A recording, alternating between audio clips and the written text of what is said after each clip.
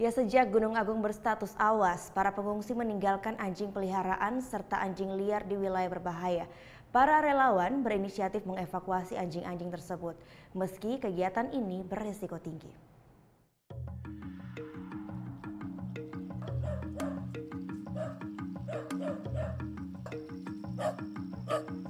Anjing liar ini mengibaskan ekornya sambil menatap para relawan yang memanggil hendak memberi makan.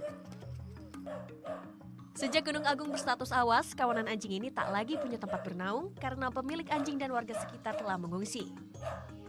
Peduli dengan nasib mereka, para relawan yang tergabung dalam Bali Rumah Singgah Satwa ini pun tergerak. Sejak 22 September lalu, mereka memberi makan dan mengevakuasi anjing-anjing yang tertinggal di daerah zona merah Gunung Agung. Setiap harinya 20 relawan dibagi menjadi 3 kelompok masuk menyisir daerah yang sudah ditentukan. Salah satunya ke wilayah Besaki. Kegiatan beresiko tinggi ini butuh izin dari otoritas terkait.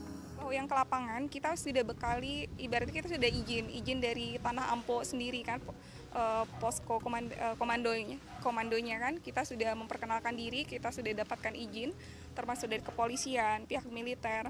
Kita bekali juga identitas bahwa tim ini yang masuk ke sana. Saya ikut memberi makan anjing-anjing liar ini. Butuh usaha lebih karena anjing liar cenderung takut dengan orang asing. Nah, mayoritas anjing-anjing yang diberi makan oleh para relawan adalah anjing liar seperti ini nih. Tipikal anjing liar itu sangat berbeda dengan anjing yang sudah dipelihara oleh manusia.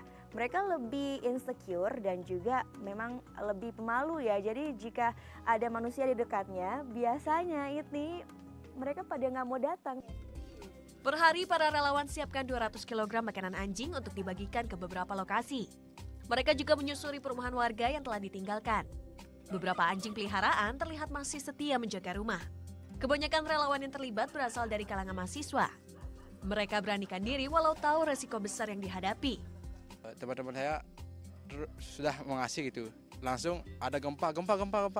Maunya lari tapi masih di sana sama masyarakatnya gitu. Cuma ya anjingnya juga kasihan ditinggal. Selain memberi makan, para relawan juga mengevakuasi anak anjing atau hewan yang ditemukan cacat. Belum semua anjing dievakuasi karena kapasitas penampungan yang terbatas. Dari sekitar 32 anak anjing yang sudah diselamatkan, semuanya langsung dicarikan adopter.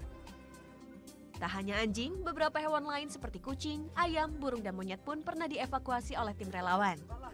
Kita Natalia, Andi Setiawan melaporkan untuk NET.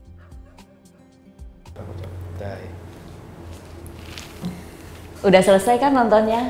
Nah, jadi jangan lupa buat like, komen, dan subscribe ya.